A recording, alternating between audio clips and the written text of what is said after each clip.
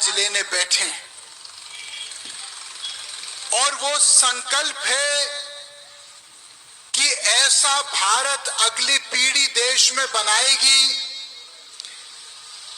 जिस भारत में असली लोकतंत्र जन्म लेगा। एक बार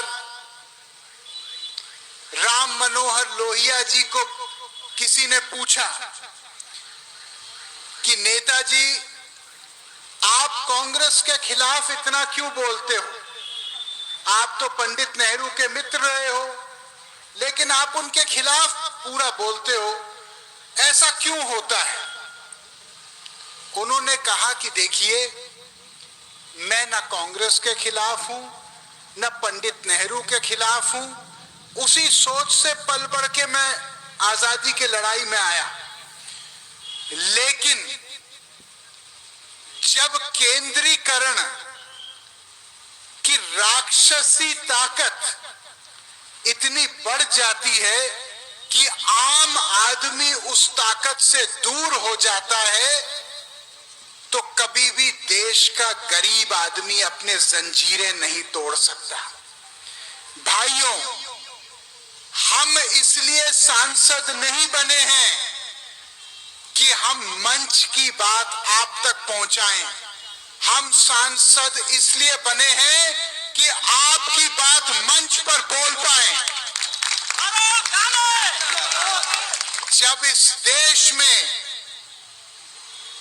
बेरोजगारी खत्म होगी, जब सबकी बेटियों और बेटों को काम मिलेगा भरपूर, तो वरुण गांधी बेरोजगारी की बात करना बंद करेगा। जब इस देश में जो आज सरकारी नौकरियों, 10 सरकारी नौकरियों में से 7 सरकारी नौकरी केवल संविदा पे रेवड़ी की तरह बांटी जा रही हैं, और ऐसे ही गाजर मूली की तरह उन लोगों को कभी फेंका जाता है पूरा काम लेने के बाद, जब उनको पूरी तनख्वाह नहीं मिलती और 2-2, 4-4 हजार रुपए में उनसे 12-12 घंटा काम लिया जाता है, तो वरुण गांधी अगर ये नहीं बोलेगा तो फिर इस राष्ट्र का झंडा उठाने का संकल्प मैंने कैसे किया अपने हाथ में? अगर हम लोग भ्रष्टाचार के खिलाफ बोलते हैं, क्योंकि हम मानते हैं कि ईमानदारी और राष्ट्रभक्ति ये दोनों सगी बहनें हैं। अगर ईमानदारी नहीं होगी तो राष्ट्रभक्ति भी नहीं हो सकती। जो लोग कमीशन खाते हैं, जो लोग पहले कच्चे मकान में रहते थे, फिर जनप्रतिनिधि बनने के बाद अरबों के महल बना रहे हैं, जो कॉलोनियां काट रहे हैं, जो लोगों का हक छीन रहे हैं, अगर वरुण गांधी आवाज नहीं उठाएगा तो क्या ये लोग आवाज उठाएंगे? मैं राजनीति में इसलिए नहीं आया क्योंकि राजनीति एक पेशा है ना। मैं राजनीति में कुछ बनने आया, मैं राजनीति में आया तो इस मिट्टी की खुशबू जो मुझे लगती है, इसका मान सम्मान बढ़ाने के लिए मैं आया हूं। मैं इसलिए आया हूं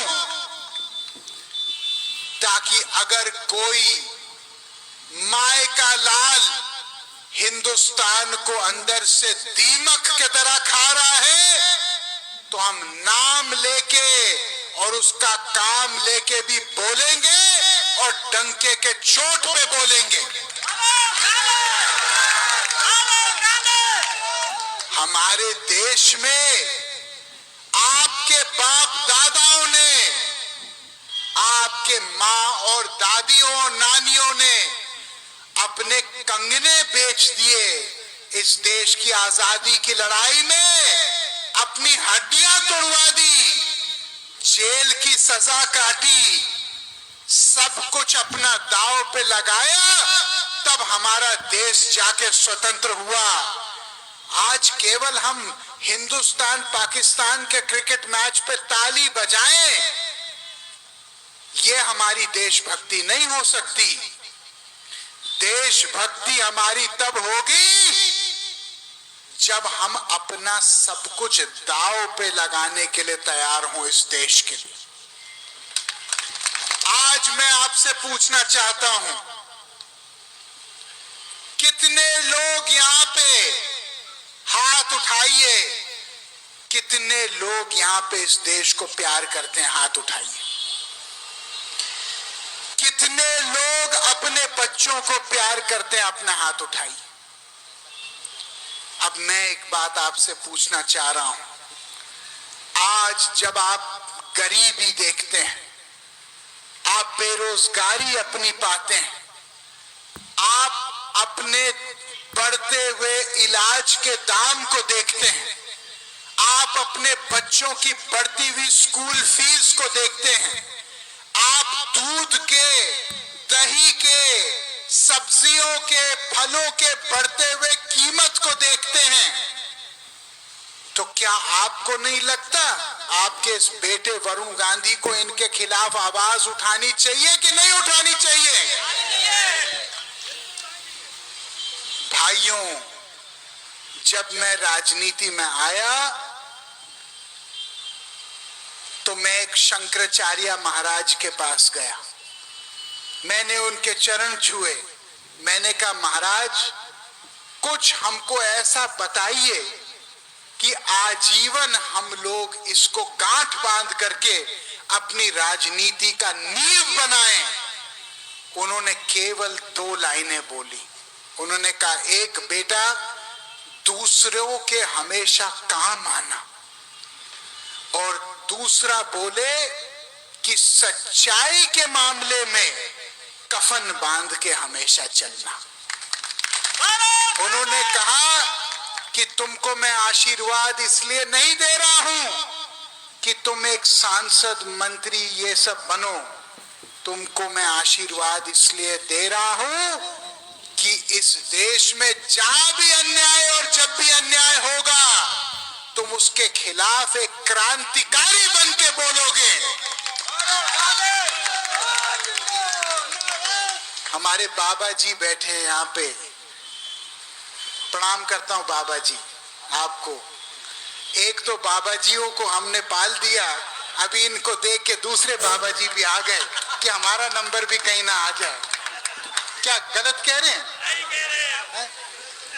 कह रहे भाई, 1-2 बाबा जियों का नंबर लग गया, हो सकता है हम मीटिंग में आए कल हमारा भी लग जाए नंबर।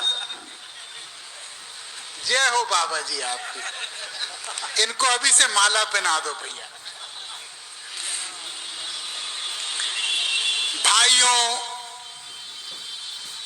मैंने इस बार संसद में एक निजी विधेयक सदन के पटल पे डाला है।